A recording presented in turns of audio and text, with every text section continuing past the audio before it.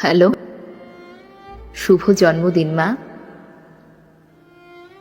Thank you বাবা। কি হয়েছে মা, গলাটা এমন শোনাচ্ছে কেন? নিজেকে আর ধরে রাখতে পারিনি, হাউ মাউ করে কেঁদে বলছিলাম, আমাকে কি একটু সময় দিতে পারতে না বাবা? আমি একজন মেয়ে, আমার নাম নয়ন। সেদিন ছিল আমার জন্মদিন। 23 বছরের মধ্যে চাকরি না পাওয়ায় বাড়ি থেকে বিয়ের কথা শুরু করলো। আমি বললাম, আর কটা দিন কি সময় দিতে পারতে না আমায়? বাবা বলল, এই ছেলেটা হাত থেকে বেরিয়ে গেলে এর থেকে ভালো ছেলে আর পাবো না। মা বলল, নয়ন ছেলেটা নাকি ব্যাংকে চাকরি করে, ভালোই তো মা, করে নি না বিয়েটা। দাদা বলল, 40,000 টাকা মাইনে পায়, আমাদের স্ট্যান্ডার্ডের সাথে ম্যাচ করে এই ছেলেটাই। মাকে অনেক করে বোঝালাম। আমার মুখের দিকে তাকিয়ে মা বাবাকে গিয়ে বলল, কি গো, বলছি যে মেয়েটাকে একটু সময় দিতে পারতে না? ওর ছোট থেকে শখ চাকরি বাকরি করবে, সেই তোমার মেয়েকে টাইম দেই আর তারপর বাবার মুখে চুনকালি মাখিয়ে পালিয়ে যাক নাকি? আর কেউ কোনো কথা বলেনি। 7 দিনের মাথায় বিয়ে হয়ে গেল। চলে এলাম সব বাঁধন ছেড়ে। ফুলশয্যার রাতে আমার বর সামনে আসতেই মুখ থেকে মদের তীব্র গন্ধ বেরোচ্ছিল। আমি আমার পাগুলোকে একটু জড়সড় করলাম।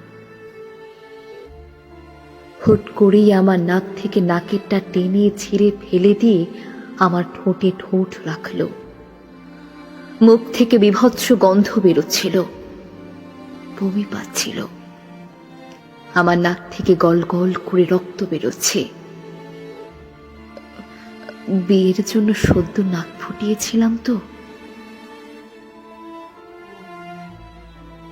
আমার বর বলল, কই রক্ত দেখি, কই?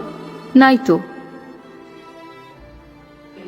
রক্তটা বেয়ে বেয়ে আমার গলায় এসে গিয়েছিল, কিন্তু আমার নতুন বর তা দেখতে পাইনি। তারপর আঁচড়ানো কামড়ানো শুরু হলো। খুব ব্যথা অনুভব করছিলাম, শুনলই না কোনো কথা। নাকের রক্ত শুকিয়ে গেল, শুরু হলো আরেক রক্তপাত। সব শেষে তিনি ক্লান্ত হয়ে পাশ ফিরে শুয়ে পড়লেন। যন্ত্রণায় কাতরাচ্ছি, কাঁদছি। আমার বর বলল, আহ, এত ফ্যাচ ফ্যাচ করার হলে বাইরে চলে যাও। বলে কোমর একটা লাথি মেরে নিচে ফেলে দিল। মাথায় লাগলো, মাথা ফুলে গেল।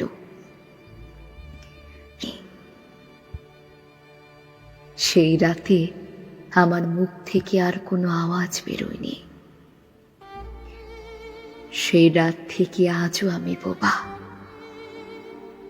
ভোর রাতে ভাবছিলাম সেই ছেলেটির কথা, যে কিনা আমাকে একটিবার দেখার জন্য সকাল 10টা থেকে বিকেল 5টা অবধি কলেজের সামনে দাঁড়িয়ে থাকত। বাড়ি থেকে ওকে মেনে নিবে না জানতাম, তাই আর পাত্তাও দেইনি। ও তো আর সরকারি চাকুরি করতো না। আচ্ছা, কি করছে ও এখন? এমন ভাবেই 7টা বছর কেটে গেল। এখনো আমার বাপের বাড়ি গেলেই হাসি মুখেই বাবাকে বলি, তোমার জামাইয়ের মতো ছেলেই হয় না। সত্যি তোমার জামাইকে পেয়ে ধন্য আমি। মা বাবা শুনে বেশ খুশিই হয়।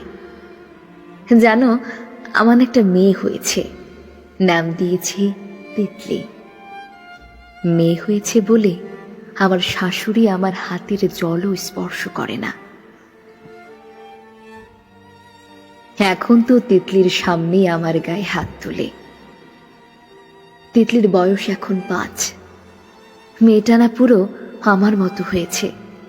বাবাকে বকে, বলে, মাকে মারছো কেন? হ্যাঁ, খুব প্রতিবাদী।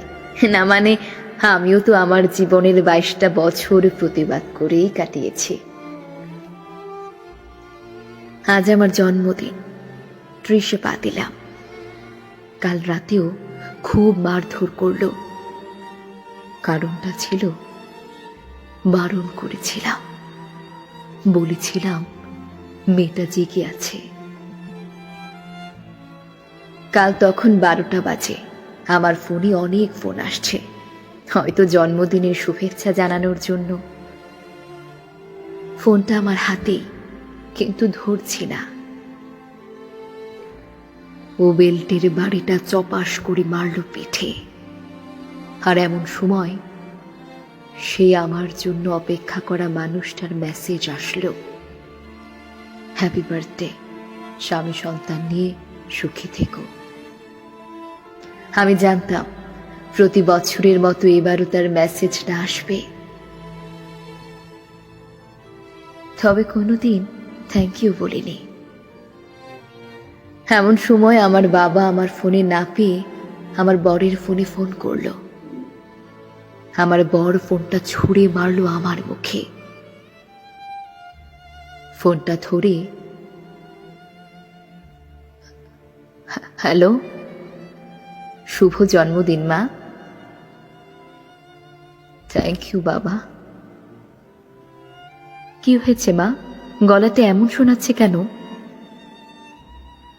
নিজেকে আর ধরে রাখতে পারিনি, হাউ মাউ করে কেঁদে বলছিলাম, আমাকে কি একটু সময় দিতে পারতে না বাবা?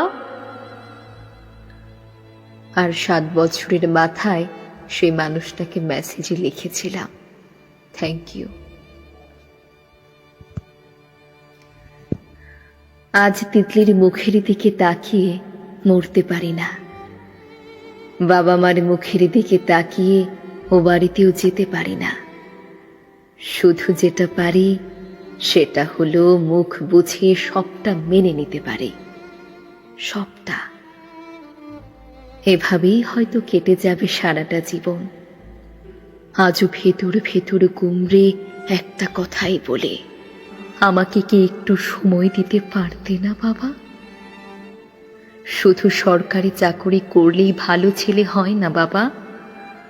40,000 টাকা মাইনে পেলেই তা দেখে মনুষ্যত্ব বিচার করা যায় না বাবা।